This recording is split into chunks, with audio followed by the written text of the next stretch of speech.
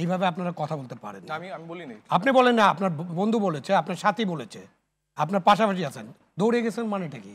এটা আপনি বলতে পারেন না। আপনি আরেকটা কমেন্ট করেছেন, আপনি আপনাদের অনেক অবদান, আপনি গুলি খেয়েছেন, খুব ভালো কথা।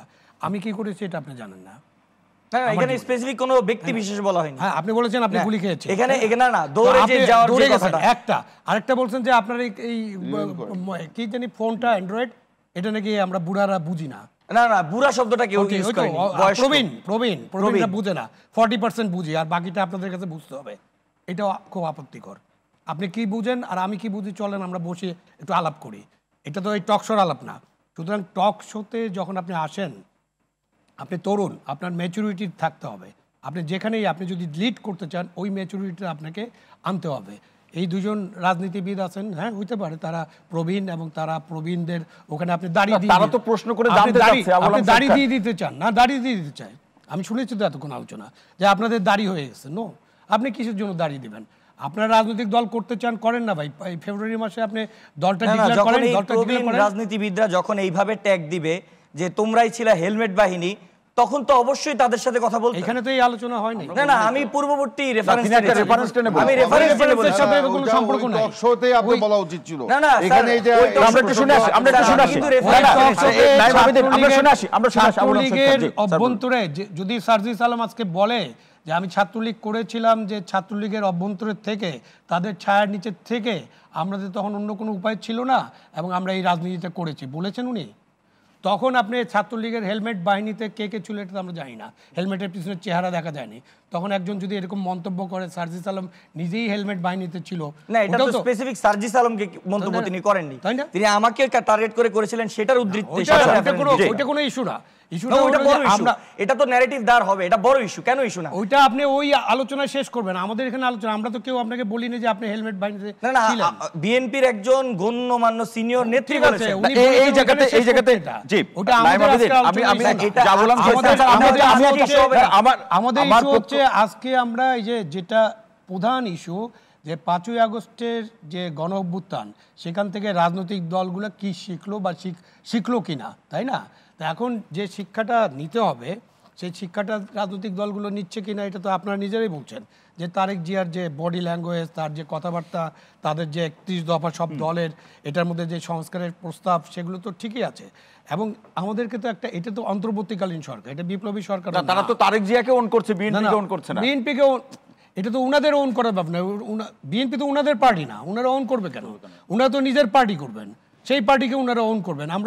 আমি কিন্তু একজন নাগরিক হিসেবে রাজনৈতিক দলগুলোকে তো স্যার একজন নাগরিক বিচার বিশ্লেষণ তো করতে পারে। উনারা এখন তো নাগরিক নাই, আর ওটা কি? উনারা এখন রাজনৈতিক নাগরিক, মানে নাগরিক আমরা। আমি যে কোনো দল করি না, উনি তো বিএনপির নাগরিক, উনি এলডিপির নাগরিক, উনারা দল করবেন, উনারা ওখানকার নাগরিক। ওই যে উনি আছেন, উনি হয়তো নাগরিক, আপনি সবাইকে নাগরিক, উনারা দল করবেন, ওটা রাজনৈতিক দল, 49তম বা 50তম রেজিস্টার্ড পার্টি হবে, সেই পার্টি যাবে, মাঠে যাবে, পার্টিটা জনগণকে কনভিন্স করবে, তাদের একটা কর্মসূচি থাকবে, এবং সেই কর্মসূচি বিএনপির যেরকম আছে, অন্যান্য দলের, জামাতে ইসলাম এবং আরও দলের আছে, তারাও একটা কর্মসূচি দিবেন। সেই কর্মসূচির ভিত্তিতে জনগণ যাদেরকে গ্রহণ করবে, তাদেরকেই দেশ পরিচালনার দায়িত্বটা অন্তর্বর্তীকালীন সরকারকে দিতে হবে। এবং এই জায়গায় একটা পরিষ্কার জিনিস করতে হবে যে কখন আমরা নির্বাচনটা করতে পারবো।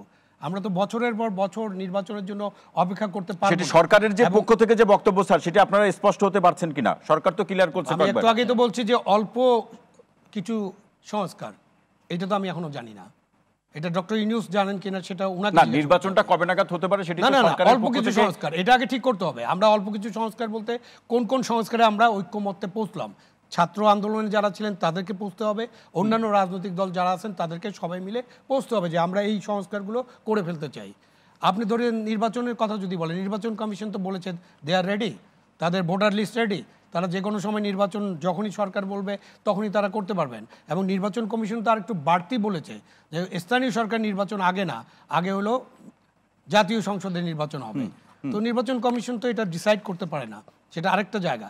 তো তারা তো রেডি। সুতরাং আপনি যখন রেডি হবেন, সরকার যখন রেডি হবে, সরকার যখন মনে করবে যে এখন নির্বাচন করার সময় হয়েছে, তখন করতে পারবে। এবং এই যে ডিসেম্বর মাসের মধ্যে নির্বাচন করা খুবই সম্ভব, খুবই সম্ভব, একেবারে অসম্ভব কোনো বিষয় না। এবং আমার মনে হয় যে ডিসেম্বর মাসের মধ্যে নির্বাচনটা করে ফেলার জন্য সকলের সাথে আলোচনা শুরু করা দরকার। সংস্কারের তো 4টা কমিটি গঠন করা হয়েছিল, তারা তো রিপোর্ট দিয়েছে। এখন পর্যন্ত কি রাজনৈতিক দলের সাথে বা ওই যে ছাত্র স্যার 4টা না আরো বেশি সংস্কার কমিটি 4 জন অলরেডি রিপোর্ট না, যারা প্রতিবেদন দিয়েছে তাদের দিয়েছে 11টা 12টা সংস্কার কমিটি 4টা রিপোর্ট সাবমিট করেছে এবং ইম্পর্টেন্ট সংস্কার কমিটিগুলো যেগুলোর সাথে নির্বাচনের সরাসরি সংযোগ আছে। হ্যাঁ, সরাসরি সংযোগ। এইটা নিয়ে তো গত কয়েকদিন হয়ে গেল, 15 দিনের মতো পার হয়ে গেছে। কই আমরা তো রাজনৈতিক দলগুলোর সাথে কোনো আলোচনা দেখছি না।